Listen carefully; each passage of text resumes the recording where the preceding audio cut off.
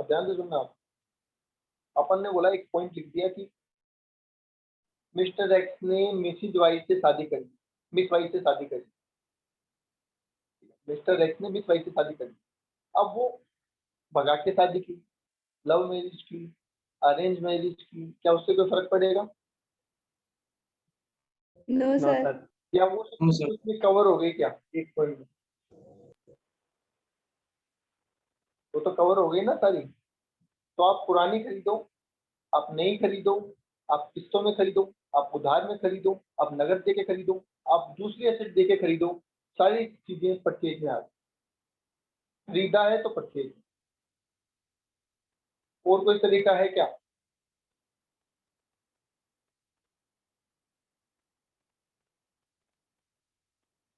बोलो बेटा बोलो, नहीं है? मैं लिख सकता हूँ परचेज के साथ एक और पॉइंट, कंस्ट्रक्शन में भी कंस्ट्रक्शन करवा के लाया हूँ, हो सकता है?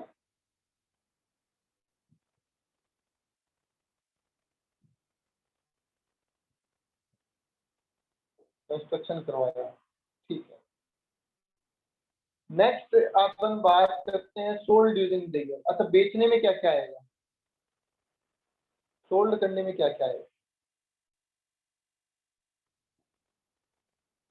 क्या क्या तरीके हैं बेचने के?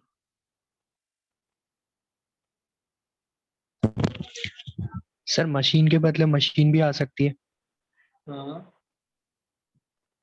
देखो, ब्लॉक में सोल्ड का मतलब क्या है? ब्लॉक में सोल्ड का मतलब ये है कि कोई भी तरीका जिससे हमारे पास से सेट जाए और बदले में कुछ आए। It can be sell, it can be sell as scrap, हो सकता है क्या? अब जरूरी थोड़ी है चलती हुई मशीन बेचे आप। मशीन खराब हो गई, उसको स्क्रैप के रूप में बेच दिया, कबाड़ के रूप में बेच दिया, तो हमें तो वसूली हो रही है ना, हमें तो वसूली से मतलब है। तो मशीन बेचा तो भी लेस करेंगे, स्क्रैप के रूप में बेचा तो भी लेस करेंगे। मशीन डैमेज हो गई तो उसके बदले में क्या मिल गया आपको? Insurance claim. तो भी ब्लॉक में से वैल्यू कम करनी चाहिए क्या?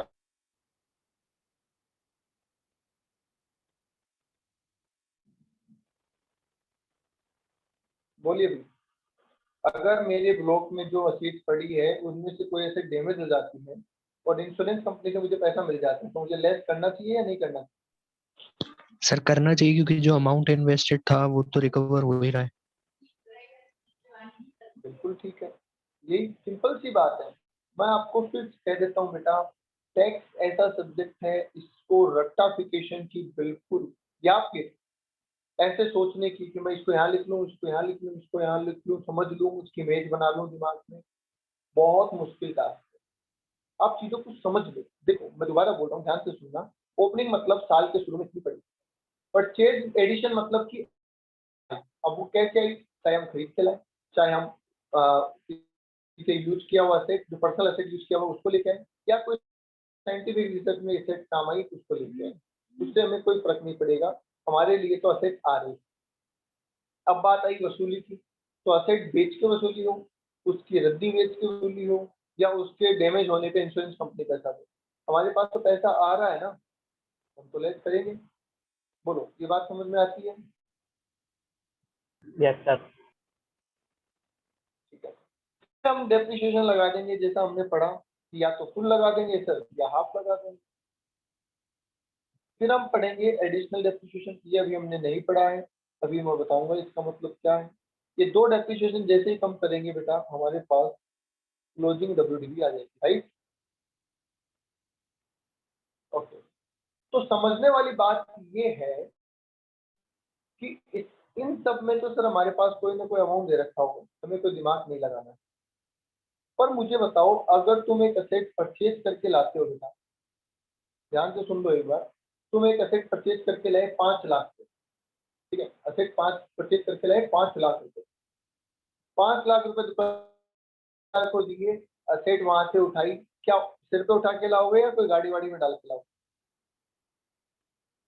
ट्रांसपोर्ट। गाड़ी में, ट्रांसपोर्ट। गाड़ी में लाएंगे। जिस गाड़ी में आप उसको डाल के लाओगे, तो क्या गाड़ी में रखने वाले लेबर ने कुछ पैसा लिया होगा? फिर गाड़ी वाले ने आपकी फैक्ट्री तक उसको पहुंचाने के लिए भी पैसा लिया होगा। यस फिर यहाँ पे उतारने वाले ने पैसा लिया होगा।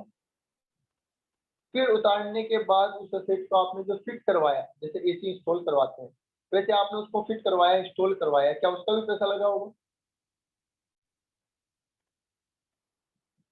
यस। तो ये बहुत सारे खर्चे लगेंगे उस असेट को लाने, लगाने और इस्तेमाल करने में। मेरा सवाल ये है कि जब आप यहाँ पे कॉस्ट जोड़ रहे होंगे, हमने कहा ना परचेज यहाँ जोड़ दो, यहाँ पे, तो किस वैल्यू पे जोड़ोगे? जितने में खरीद के लाए थे वो, या और जो खर्चे हुए वो?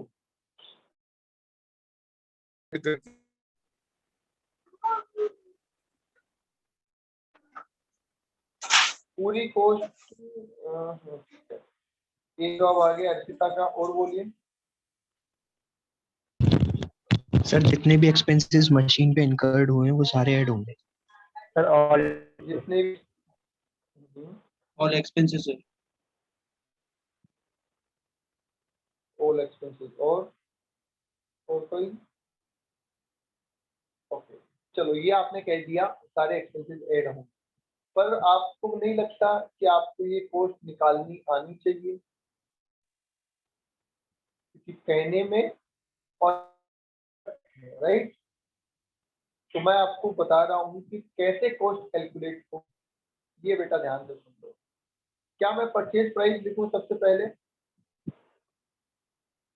Yes sir। Yes sir. क्या मैं इसमें लोडिंग और अनलोडिंग लिखूं? यस। क्या मैं इसमें ट्रांसपोर्ट लिखूं? Yes sir. क्या मैं इसमें इंस्टॉलेशन लिखूं?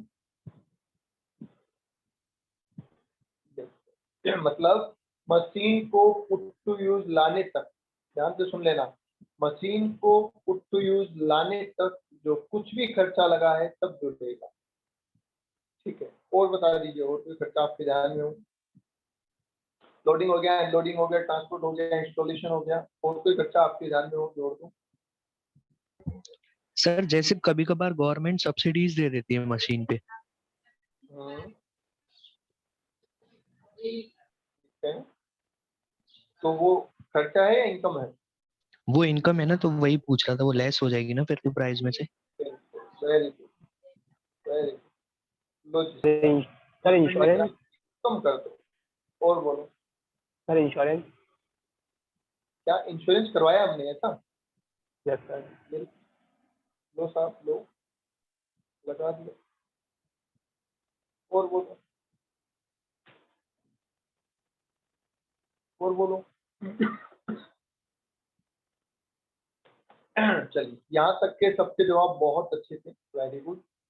अब मेरा और सुनिए, क्या इंटरेस्ट ऑन लोन भी जोड़ेगा? मान लो मैं इस असेट को लेने के लिए पैसे उधार लेके आया हूँ और लोन लेके मैंने ये असेट परचेज की, तो क्या इसका ब्याज भी जोड़ूंगा? Yes sir. जोड़ू? ठीक है। मैंने लोन लिया 1 जून 2020, ध्यान से सुनना है ना, मैंने लोन लिया बेटा 1 जून 2020। मैंने असेट परचेज करी 1 जून 2020 को, तुरंत लोन लिया, तुरंत खरीद। इस असेट को पुट टू यूज किया 1 सितंबर 2020 और ये आ गई 31 मार्च 2020। तो बताओ मैं ब्याज कितना जोड़ूं इसमें? यहाँ तक का सर, जोड़ूं या यहाँ? पुट टू यूज से पहले पहले वाला इंटरेस्ट जोड़ेंगे अपन। ये कौन बोला नवीन? लो साहब, पुट टू यूज तक का ब्याज ही जोड़ेंगे अपन, उसके बाद का कैपिटलाइज नहीं होता, समझ गए? ओनली पुट टू यूज तक का इंटरेस्ट ही कैपिटलाइज होता है बेटा, उसके बाद वाला नहीं होता। That clear to everyone? Yes sir okay, एक लास्ट पॉइंट लिख रहा हूँ और ये बड़ा इंपॉर्टेंट है। सर ये क्या है? ये है फॉरेन करेंसी फ्लक्चुएशन। अगर आपने असेट को फॉरेन करेंसी में परचेज किया, ठीक है, और उधार में परचेज किया, तो जिस दिन आप फॉरेन करेंसी का पेमेंट करेंगे, क्या डॉलर के भाव ऊंचे नीचे हो सकते हैं? Yes sir. यस सर, हो सकते हैं। तो उसका ट्रीटमेंट कैसे करेंगे, ये हमें यहाँ पे समझना है। ये सारी कॉस्ट एडलेस कर देंगे अपन, तो हमें जो भी कॉस्ट निकल के आएगी उसको बोलेंगे actual cost under section 43 subsection 1, और इस कॉस्ट पे ब्लॉक में ले जाके एसेट को ऐड करें। पहले बताओ बेटा, यहाँ तक बात समझ में आ गई क्या? Yes sir. Sir foreign currency वाला बताना दोबारा। अभी वो मैं बताऊंगा मैं, है ना? पहले ये फॉर्मेट बता दो कि ये सारे खर्चे हम जोड़ेंगे, ये बात समझ में आती यस सर। Yes, sir. है? ठीक है सर। अब सुनो आप, इनमें से ये चीजें पढ़ने की नहीं है, ये तो आपको सीधे सीधे दे रखी होगी और आपको सीधे सीधे लिख देना है। बताओ, कुछ इनमें पूछने लायक है तो बोलो पहले। जिन पे पहले लाल निशान लगाया है, क्या उनमें कुछ पूछना आप? सर ये तो समझ आ गया, पर आपने जो परचेज में 3 पॉइंट्स बताए थे, परचेज में, हाँ मेरे जो 3 नहीं, पॉइंट्स सर अपन उसमें उसमें से जैसे एक पॉइंट उठा के लाए हैं। नहीं अपन वो उनमें तो से है, अभी पर सिर्फ एक एक डाउट है पॉइंट सर। उठा के। सर जैसे किसी को लोन देते हैं और लोन लोन देते हैं देते और हैं, हाँ लोन देते हैं अपन किसी को और एज ए सिक्योरिटी मशीन रखते हैं, तो अगर वो ऐसे लोन रिकवर सिक्योरिटी नहीं मशीन रख होता, लेते हैं। यस सर, अगर वो लोन रिकवर नहीं होता तो अपन क्या हम्म, करते हैं कि मशीन का पोजीशन रख लेते हैं अपने पास परमानेंटली, तो वो भी ठीक है। मशीन तो आ रही है ना, तो वो भी ऐड करेंगे क्या परचेज में? हाँ कर दो ना, उसकी कॉस्ट क्या होगी तुम्हारे लिए? सपोज मैंने तुमसे कहा कि भैया मेरे पास पैसे नहीं है, मुझे पैसे की रिक्वायरमेंट है। आप कहते हो सर पैसे यस तो मैं सर। दे दूंगा, है ना, पर मुझे सिक्योरिटी चाहिए। मैंने कहा मेरी मशीन गिरवी रख लो। आप कहते हो सर मैंने आपकी मशीन गिरवी रख ली, ठीक है। कितने रुपए में रखी? 2 लाख रुपए में। 2 लाख रुपए आपने मुझे उसके बदले में दे दिए। अब 1 साल बाद मैं, आपने कहा साहब इंटरेस्ट दो और पैसे दो। मैंने कहा साहब मेरे पास तो ना इंटरेस्ट है ना पैसे हैं, दूंगा। आपने कहा सर देखो 2 लाख का तो 2 लाख का तो प्रिंसिपल है और 24,000 रुपए का इंटरेस्ट है 12% की रेट से, राइट? Yes sir. बोलिए सही बोल रहा हूँ? तो आप मुझसे 2,24,000 रुपए मांग रहे हो, मैं कहता हूँ मेरे पास 2,24,000 रुपए नहीं है। आप कहते हो ठीक है सर आपकी मशीन मेरी, तो मुझे बताओ वो मशीन तुम्हें कितने रुपए के बदले में मिली? तुम्हारे लिए उस मशीन की कॉस्ट कितनी होगी? 2,24,000। सर भाई 2,24,000. बस, तो 2,50,000। सोचने की जरूरत ही नहीं है इसमें, तो सोचो है क्या जरूरत? Okay sir. सर अगर भाई सेल कर देते हैं तो फिर डिडक्ट हो जाएगी, जैसे अगर अमाउंट वही रिकवर हम करना सेल होता कर देते हैं। अब सेल में देखो अमाउंट रिकवर। डिपेंड करता है, अगर तुमने उस असेट को बिजनेस में काम में लेना स्टार्ट कर तो तुम उसको ब्लॉक में जोड़ोगे। ब्लॉक में जोड़ने के बाद तुमने उसे बेचा तो वो ट्रीटमेंट होगा जो ब्लॉक का ट्रीटमेंट होता था। बोलो हाँ या ना? Yes sir. और अगर तुमने उसको ब्लॉक में जोड़ा ही नहीं और जोड़ने से पहले ही बेच डाला, मतलब बिजनेस में काम में लिया ही नहीं, पहले ही बेच डाला, तो उस पर कैपिटल गेन हो जाएगा।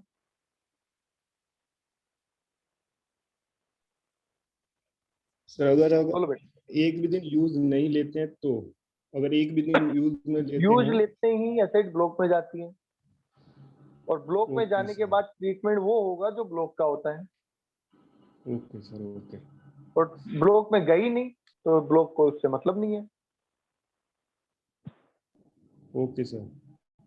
और बोलिए, और किसी के मन में कोई डाउट, कोई सवाल आराम से पूछो, बिंदास सवाल पूछते हैं तो समझ में आता है कि पढ़ रहे हैं आप, अच्छी बात है।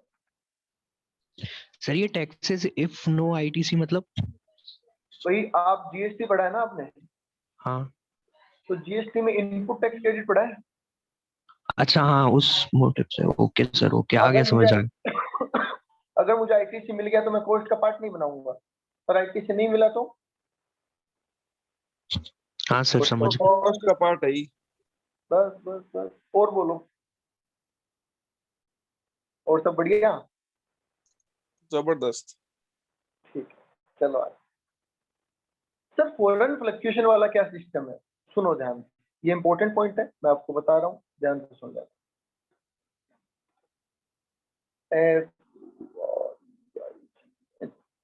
फॉरेन करेंसी फ्लक्चुएशन, ध्यान से सुनो। 1 जून 2020 को हिमांशु ने $1,00,000 में एक मशीन परचेज,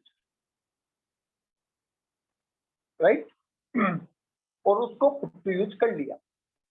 जैसे ही इन्होंने इस एसेट को पुट टू यूज किया, क्या इन्हें इस मशीन को ऐड करना पड़ेगा अपने ब्लॉक के अंदर? बोलिए यस और नो। उधार में खरीदा है वैसे, यस सर। Yes, sir. और यस सर। क्रेडिट, उधार में खरीदा है, पैसा दिया नहीं है, पर फिर भी इन्हें तो अपने ब्लॉक में ऐड करना पड़ेगा। Yes sir. कितने रुपए में ऐड करेंगे आपके साथ के लिए इस मशीन को ब्लॉक में? जिस रेट में डॉलर में पेमेंट किया उस रेट में ऐड करेंगे। पेमेंट तो वही सर, नहीं है, 70 उधार है। lakh, 70 lakh. पेमेंट तो वही नहीं है, अभी तो उधार में है माल भैया। सोचो, सर वही पेमेंट सर 7 वो वही जिस नहीं दिन है, पेमेंट 2 साल करेंगे उस बाद, डॉलर की जो रेट होगी उस पर। तो 2 साल में जोड़ूंगा ही नहीं ब्लॉक में। मतलब कि मैं आज किसी से उधार में मशीन ले आता हूँ और उसको काम में लेना स्टार्ट कर देता हूँ, राइट, तो मैं और पेमेंट मैं उसका करूंगा 2 साल बाद, तो ब्लॉक में आज जोड़ूंगा या 2 साल बाद जोड़ूंगा? तब तो सर 70 लाख ऐड कर लेंगे। अच्छा, ब्लॉक में कब जोड़ते हैं, पेमेंट से या पुट टू यूज से? पुट टू यूज से। तो बस सिंपल सी बात है, पुट टू यूज से जोड़ेंगे ना। और जब पुट टू यूज को पेमेंट हुआ ही नहीं है, तो हम कौन सी लेते हैं? ट्रांजेक्शन वैल्यू लेते हैं हमेशा। तो जिस दिन ट्रांजेक्शन किया उस दिन वैल्यू क्या थी? $1 70 रुपए का। तो क्या मैंने 70 लाख रुपए की लाइबिलिटी क्रिएट कर ली? ध्यान से बताओ। Yes sir. Yes sir. Yes, मैंने sir. मशीन खरीद के 70 लाख की लाइबिलिटी क्रिएट कर ली ना? Yes sir. तो मैंने 70 लाख रुपए यहाँ लिख दिया, आप तो ये मानो परचेज में लिख दिया, और कोई खर्चा नहीं हुआ। एक बार मान लेते हैं, तो मेरी कॉस्ट कितनी आई? 70 70 लाख। लाख। ये 70 लाख उठा के मैंने कहाँ डाल दिए? ब्लॉक में, और ये डेप्रिशिएट होना स्टार्ट हो गए। बोलो क्लियर है यहाँ तक? Yes sir. ठीक है, ये बात हुई 2020-21। अब आओ पेमेंट पे। 1 अप्रैल 2021 को, 1 अप्रैल 2021 मतलब अगले साल, मैंने इन $1,00,000 का पेमेंट कर दिया, ठीक है, और उस दिन रेट थी $1 = 72, ठीक है। तो मुझे बताओ मेरे भाई कि मुझे कितने रुपए पे करने पड़ेंगे? कितने 72 लाख, 2 लाख का लॉस। बोलो 72 लाख रुपए देने पड़े क्या? Yes sir. किसी के मन में ये भी आ रहा है कि सर यहाँ पे भी $1,00,000 देने, तो घाटा कैसे हुआ?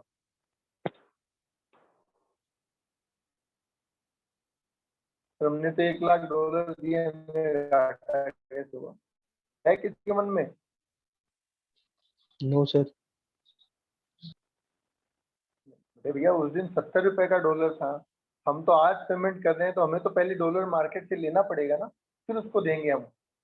तो हमें मार्केट से डॉलर कितने में मिलेगा? 72 में। तो हमें मार्केट में कितने पैसे देने पड़ेंगे? 72 लाख। बोलो क्लियर है ये बात यहाँ तक? यस सर, क्लियर है। ओके, अब मुझे बताओ, मैंने 70 लाख रुपए तो कॉस्ट में जोड़ लिए, क्या 2 लाख रुपए मेरे एक्स्ट्रा लग गए जो मैंने अभी तक कॉस्ट में नहीं जोड़े? Yes sir. Yes, sir. Yes sir. तो क्या करूं इन 2 लाख? अब जोड़ दो कॉस्ट में। बोलो, अब जोड़ दूंगे कॉस्ट में? Yes sir. और क्या कर सकते हैं? पिछले साल तो मेरे पास पेमेंट हुआ ही नहीं, तो घाटा हुआ ही नहीं। इस साल पेमेंट हुआ, 2 लाख का घाटा हुआ, तो क्या 2 लाख रुपए मैं यहाँ पे ऐड कर दूं अगले साल ब्लॉक के अंदर?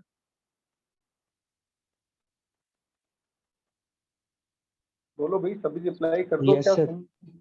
Yes sir. बस हिमांशु जवाब दे रहा है, तुषार जवाब दे रहा है, और नवीन जवाब दे रहा है। बाकी Yes, sir. लोग पता ही नहीं, जिंदा है नहीं है, क्लास में है नहीं है, गर्लफ्रेंड से बात कर रहे हैं दूसरे फोन से, तो भी नहीं पता। क्या ऐसा क्या यार मूर्ति बन के बैठे हो, बताओ। Neha, yes sir. वही वही प्रोसेस स्टार्ट हो गया बेटा, जवाब देते रहो। Okay sir. हाँ, अरे कितनी बार समझाएं। चलो सुनो, तो 2 लाख रुपए का साहब आपको घाटा हो गया, इसलिए आपने 2 लाख रुपए से कॉस्ट बढ़ा दी, क्योंकि 70 लाख का अमोर्टाइजेशन तो हो गया, 2 लाख तक कहाँ जाएगा, इसलिए 2 लाख को आपने कॉस्ट में छोड़ दिया। अच्छा, अगर यहाँ पे रेट 67 रुपीज पर डॉलर हो जाती तो क्या होता? 3 लाख का फायदा। लेस कर रुक जाओ देते रुक सर। जाओ रुक जाओ भैया, रुक जाओ। कोई भी ऑडियो में जवाब नहीं देगा, सबसे पहले तो ये सुन लो। कोई भी ऑडियो आंसर नहीं देगा, सभी राइटिंग आंसर देंगे। क्योंकि होता क्या है, ऑडियो से जब आप आंसर देते हैं, एक जन आंसर देता है, बाकी लोग वो आंसर सुनते हैं, और उनमें से हो सकता है कुछ लोग उस आंसर को कॉपी करते हैं। तो सभी मैसेज करें, और मैसेज भी डायरेक्ट मैसेज, मुझे एवरीवन मैसेज ना करें, ताकि सबका नॉलेज परखा जाए बेटा। यस, 3 लाख का प्रॉफिट शो होगा, जो यहाँ से हम कम करेंगे। इस बार कम क्यों करेंगे सर? क्योंकि कॉस्ट तो हमारी रिकवर हो गई 3 लाख रुपए। बोलो जी, अब समझ में आ गया सबके सवाल? और अभी भी डाउट है तो मैं एक एग्जांपल दे देता हूँ, आप दे दूं? लो जी सर, 1 जून, अभी वाला ही ले रहा हूँ, 1 जून 2020 को $1 लाख में परचेज की हमने मशीन, और इस दिन $1 था 72 रुपीज का। 1/8/2020 में पे कर दिया हमने $50,000, ठीक है, और उस दिन $1 इक्वल टू था 73, और 1/5/2021 में पेमेंट कर दिया हमने $50,000 का, और उस दिन $1 इक्वल टू था 67। लो जी, अब इस क्वेश्चन को सोल्व कर रहे हैं, ध्यान से सुनना बेटा।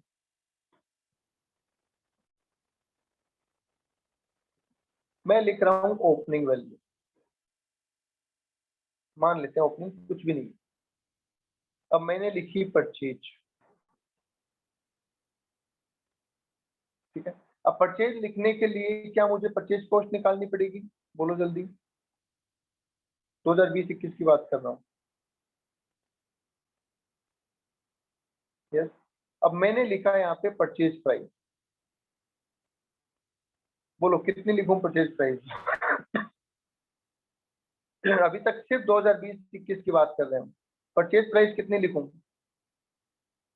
70। कितना? 72 lakh. Yes, installation, loading, unloading कुछ नहीं दे रखा, भूल जाओ।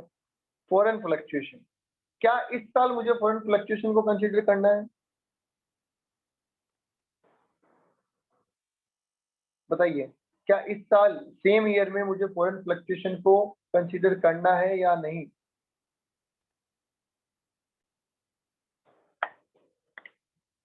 तो उसके लिए आप देखेंगे पेमेंट की डेट। क्या पेमेंट की डेट हमारे इसी प्रीवियस ईयर में आ रही है या नहीं आ रही? क्या पेमेंट इसी साल हुआ है या नहीं हुआ है? हुआ है तो हमें इस साल एडजस्टमेंट करना पड़ेगा। अब जिस चीज पे, जिस प्राइस पे हमने रिकॉर्ड किया था, उससे ज्यादा देना पड़ रहा है या कम देना पड़ रहा है?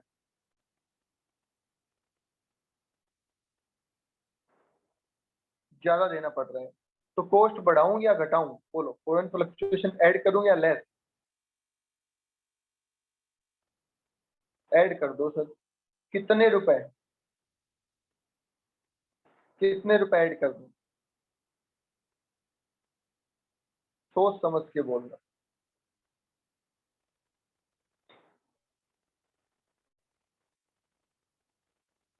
ऐड होंगे 50,000। 1 लाख क्यों होंगे भाई? क्या आपने 1 लाख का घाटा झेला है या 50,000 का घाटा झेला है? बताओ, घाटा यहाँ पे कितना हुआ, 1 लाख या 50,000? 50,000 का ही हुआ ना घाटा। तो पेमेंट 50,000 का हुआ है, 1 रुपया बढ़ गया तो घाटा तो 50,000 का ही हुआ है। जिसका पेमेंट ही नहीं हुआ, बाकी के $50,000 का जो पेमेंट ही नहीं हुआ, क्या उसका घाटा भी अभी मान लोगे? नहीं, उस दिन तो हो सकता है जिस दिन हम पेमेंट करेंगे बढ़ जाए घट जाए फिर से। तो आपको सिर्फ उतने ही अमाउंट को कंसीडर करना है जितने अमाउंट का पेमेंट हो चुका है। पेमेंट कितने का हो गया? $50,000 का। $1 पे कितना नुकसान हुआ? ₹1 का। तो इसका मतलब नुकसान कितना हो गया? $50,000। बोलो एग्री और नॉट एग्री?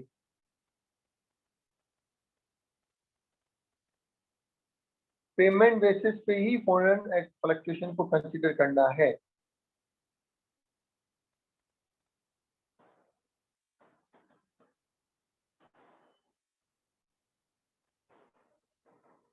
Actual cost.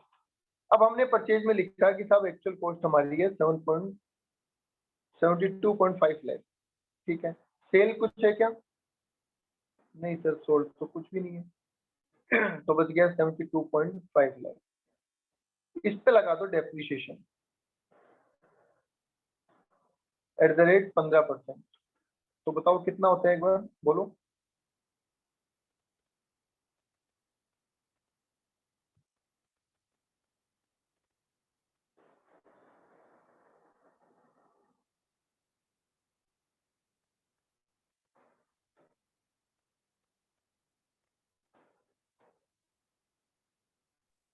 $10,87,500। ठीक है, क्लोजिंग WDV कितनी आती है? हम्म, 6,16,2500। कितना आ रहा है क्या? 61,62,500।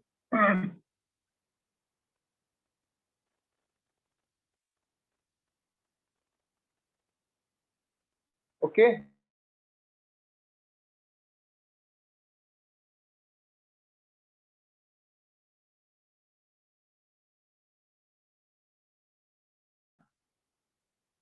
नेहा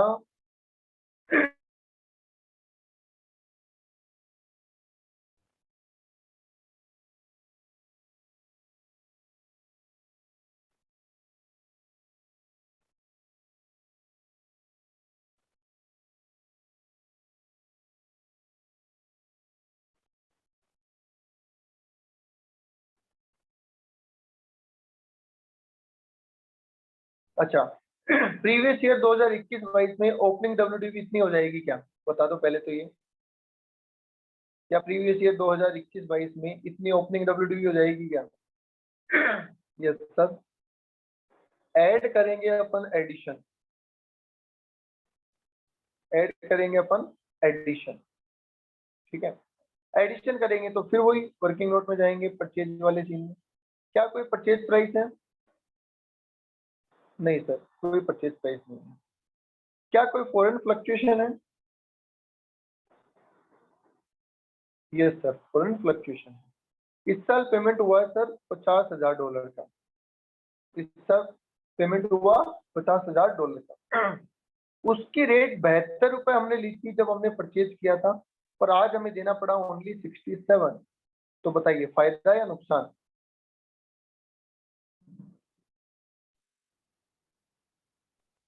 प्रॉफिट कितने रुपए का? 2.5 लाख रुपए प्रॉफिट हुआ है। ज्यादा नहीं, प्रॉफिट लिखो। ओके, तो अब 2.5 लाख का फायदा हुआ। फायदा तो नेगेटिव होता है यहाँ पे तो, क्योंकि कॉस्ट नेगेटिव हो गई। तो क्या मैं एडिशन में ये फायदा कम कर दूं? बताओ, कॉस्ट को घटा दूं इतने रुपए से?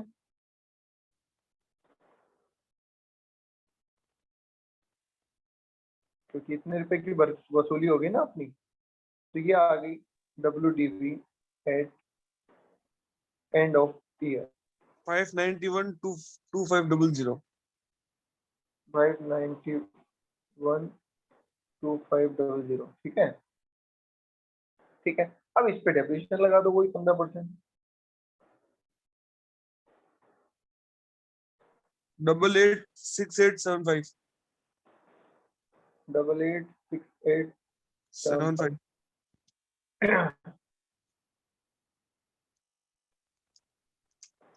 50, 25, 625। बस आगे बात समझ में। तो हमने फॉरेन फ्लक्चुएशन का क्या ट्रीटमेंट किया, फायदा हुआ तो कॉस्ट को कम कर दिया, घाटा हुआ तो कॉस्ट को बढ़ा दिया। पर एडजस्टमेंट कब किया, जब भी पेमेंट हुआ। पेमेंट से पहले कोई एडजस्टमेंट नहीं है, जिस साल पेमेंट होगा उसी साल एडजस्टमेंट होगा।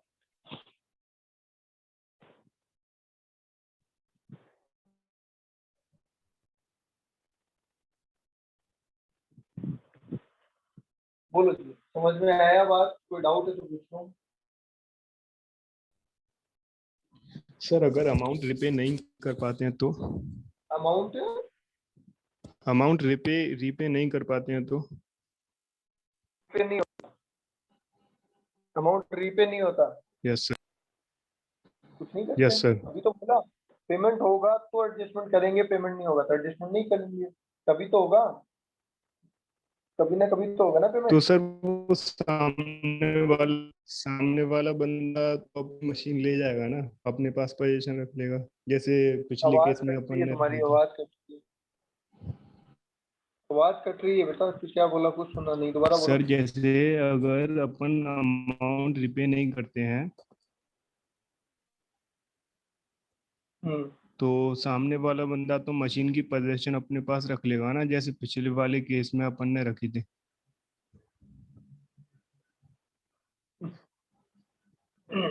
ऐसा नहीं होता बेटा, आप अमाउंट पे नहीं करेंगे तो पोजीशन तो आपके पास ऑलरेडी, वो कैसे रख लेगा? मुझे ये बताओ पहले। आपने दुबई से एक मशीन मंगाई, ध्यान से सुनना। आपने दुबई से एक मशीन मंगाई, मंगा के अपनी फैक्ट्री में फिट करवा ली, और अब आप सामने वाले को पेमेंट नहीं करते 1 साल बाद, तो मशीन वो कैसे रख लेगा? ओके सर, ओके, आ गया। वो तो सर केस पहले वाले करके केस ले में तो लेगा ना। तो केस करके ले लेगा, तो फिर आप डिस्पोज दिखा दोगे मशीन को। Okay sir, okay.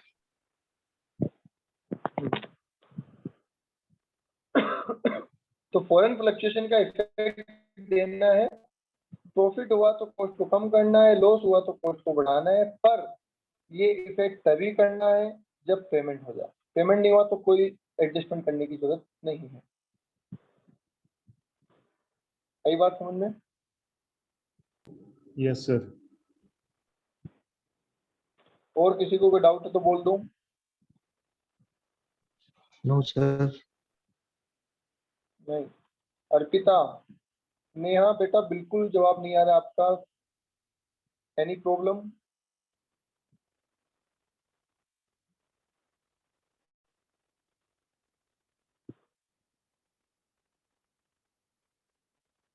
तो फिर रिप्लाई क्यों नहीं करते आप?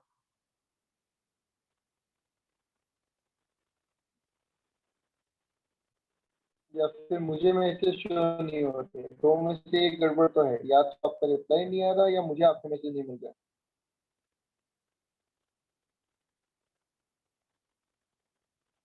ओके, कुछ मैसेज स्लो आता है मैसेज। अच्छा, ये बात है। ओके, कोई बात नहीं, समझ में आ गया ना बेटा? बस ये मेरा कंसर्न एक ही है, समझ में आ जाना चाहिए आपके। कोई भी डाउट हो तो तुरंत पूछ लेना। चलो ठीक है। गवर्नमेंट ग्रांट लेस कर देंगे, फॉरेन फ्लक्चुएशन एरिया लेस, दोनों में से जो भी होगा वो कर देंगे। That's it। बताओ, परचेज के केस में बात समझ में आ गई?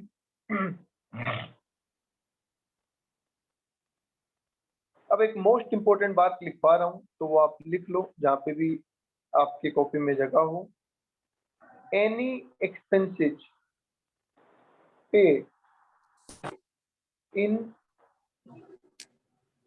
cash, ध्यान से सुन लेना। Any expenses paid in cash in excess of rupees 10,000. Any expenses paid in cash in excess of rupees 10,000 will not form part of cost. Sir ये क्या है? इसका मतलब ये है कि अगर किसी भी एक्सपेंसेस का, ये जो इतने सारे लिखे ना हमने, परचेज है, ये है, ये है, ये है, इनमें से किसी भी खर्चे का पेमेंट अगर कैश में किया आपने और वो पेमेंट 10,000 रुपए से ज्यादा का है, तो वो कॉस्ट में नहीं जुड़ेगा। इसका मतलब क्या? इसका मतलब ये, मान लीजिए आपने 8 लाख रुपए की मशीन परचेज की। कितने रुपए की? 8 लाख। और इसमें से 2 लाख रुपए तो आप दुकानदार को कैश दे आए और 6 लाख रुपए का आपने चेक दे दिया।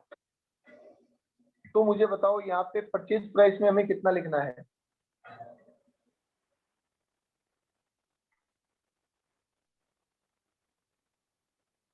आठ लाख की आप मशीन परचेज करके लाए, 2 लाख रुपए नगद दे आए और बाकी 6 लाख रुपए का चेक दे आए। तो 6 हम लाख जब रुपए लिखेंगे। प्राइस लिखेंगे तो कितना लिखेंगे? 6 लाख।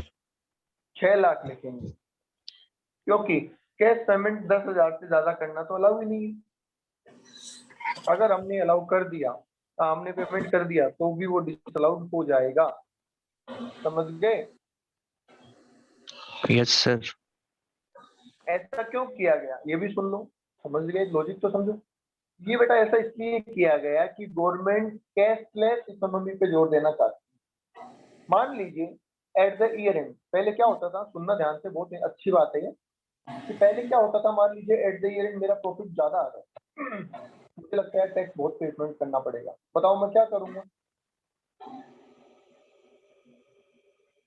अगर ईयर एंड पे मेरा प्रॉफिट ज्यादा आ रहा है और मुझे लगता है मेरा टैक्स ज्यादा बनेगा, तो मैं क्या करूं अपने टैक्स को कम करने के लिए? एक्सपेंसेस सर ज्यादा प्रॉफिट दिखा कम कर दो। नहीं, कैसे कर दूं प्रॉफिट कम? एक्सपेंसेस ज्यादा दिखा दो, परचेज दिखा दो। एक्सपेंसेस ज्यादा दिखा दो। प्रॉफिट कम करने का तरीका एक ही है, खर्चे बढ़ा दो। अब खर्चे अगर मैं बढ़ाता हूँ तो क्या मैं बैंक से पेमेंट दिखा सकता हूँ क्या? No sir. पुरानी डेट में बैंक से पेमेंट तो नहीं हो सकता ना।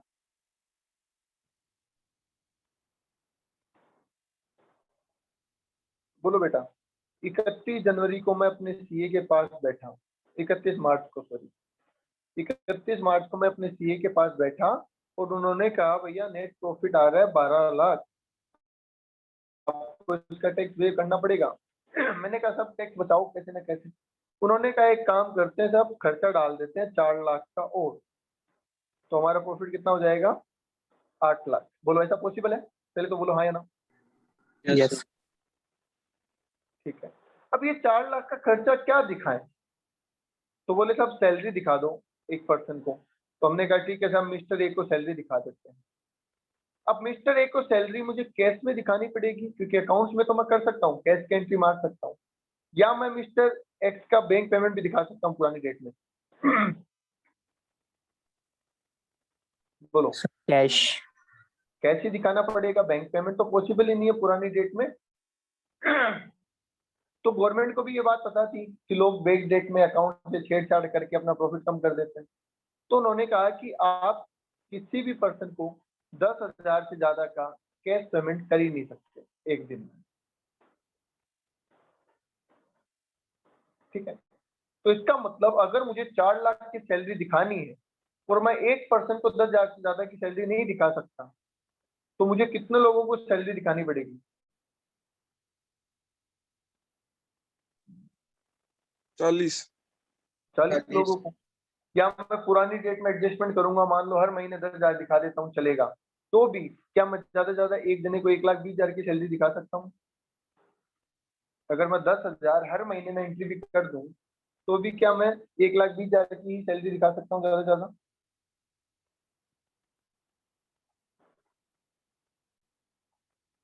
बोलो बेटा, यस और नो।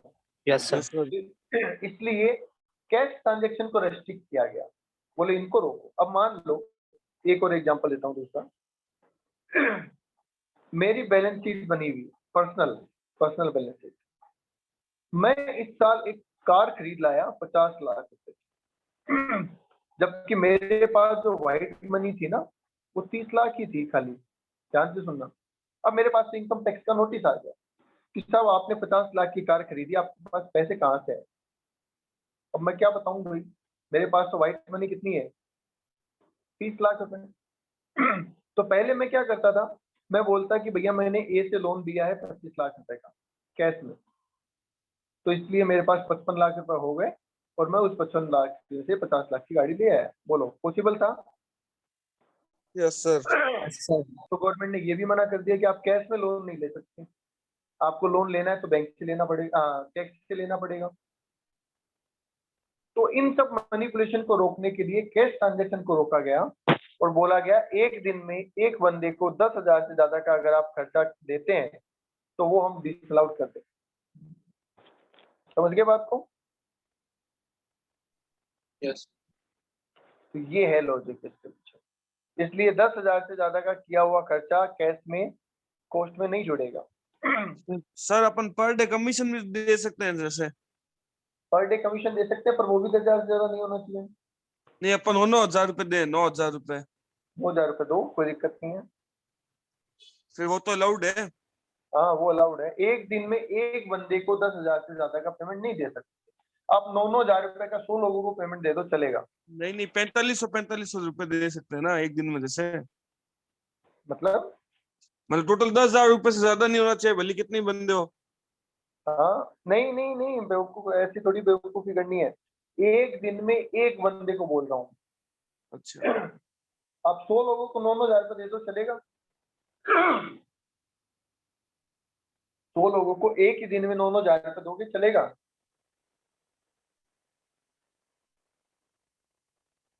पर एक बंदे को एक दिन में 11,000 नहीं दे सकते, ये समझ लो।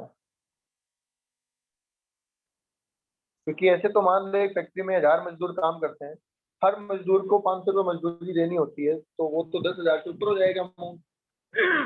तो वो रेस्ट्रिक्शन नहीं है, एक बंदे का एक दिन का अमाउंट पे restriction. Okay sir. Okay finally yes और नो? कोई डाउट है तो पूछ लो। No sir. चलो फिर आज के लिए इतना ही।